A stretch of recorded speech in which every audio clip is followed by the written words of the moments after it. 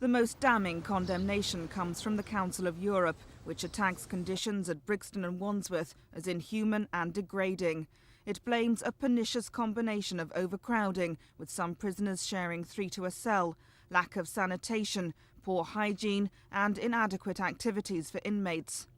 Particular criticism is reserved for Brixton's notorious psychiatric F wing. 14 inmates have committed suicide at the prison in the last 2 years. Most were housed in F wing. The European Committee says it should be closed or completely overhauled. We face many problems. We've never tried to avoid the problems or sweep them under the table.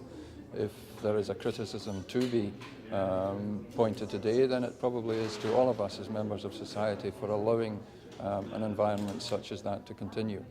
The Chief Inspector of Prisons, Judge Stephen Tumim, has backed the Council of Europe's findings. He published his annual report into the prison service today.